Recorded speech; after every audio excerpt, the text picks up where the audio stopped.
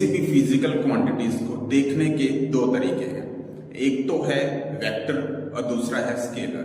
यानी कि कुछ क्वांटिटीज ऐसी होती हैं जिसे हम लोग वेक्टर क्वांटिटीज बोलते हैं और कुछ क्वांटिटीज ऐसी होती हैं जिसे हम लोग स्केलर क्वांटिटी बोलते हैं। अब दोनों को समझने के लिए आप दोनों के बीच का डिफरेंस को समझिए।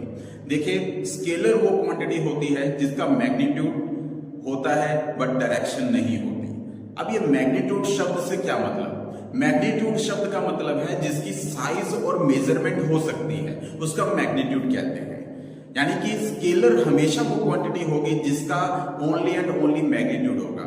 एग्जांपल मैं आपको बता सकता हूं, मास को देख लीजिए और टेम्परेचर को देख लीजिए, वॉल्यूम को देख लीजिए, ये सभी हमारी स्केलर क्वांटिटी है।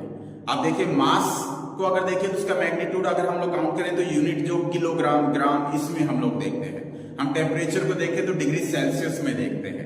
तो ये हम लोग उसकी मेजरमेंट कर रहे हैं। हम लोग साइज बात करें या मेजरमेंट बात करें, यानी कि मैग्नीट्यूड की बात कर रहे हैं। तो स्केलर हमेशा वो क्वांटिटीज होंगी जिसका मैग्नीट्यूड होगा, यानी कि डायरेक्शन नहीं होगी। अब इसका ही उल्टा ले लीजिए वेक्टर क्वांटिटीज। वेक्टर क्वांटिटीज का मैग्नीट्यूड भी होगा और इसकी डायरेक्शन भी होगी। यानी कि मैग्नीट्यूड और डायरेक्शन अगर दोनों ही किसी क्वांटिटीज की रिप्रेजेंटेशन होती हैं तो उसको वेक्टर क्वांटिटी कहते हैं। अब वेक्टर क्वांटिटी के एग्जांपल से भी आपको पता लग जाएगा। आप एक्सेलरेशन को देख लीजिए, आप फोर्स को देख लीजिए, आप वेलोसिटी को देख लीजिए, आप स्ट्रेंथ को देख लीजिए, फील्ड को देख लीजिए, ये सभी हमारी वेक्टर क्वांटिटीज का एग्जांपल है।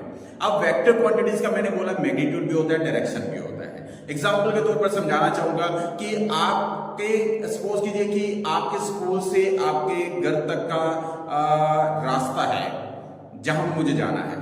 अगर मैं आपसे आपके घर तक का रास्ता पूछूं तो आप मुझे बोलेंगे सर इस रास्ते में है, नॉर्थ में है, साउथ में है, ईस्ट में है, वेस्ट में है। तो आप मुझे डायरेक्शन बताएंगे।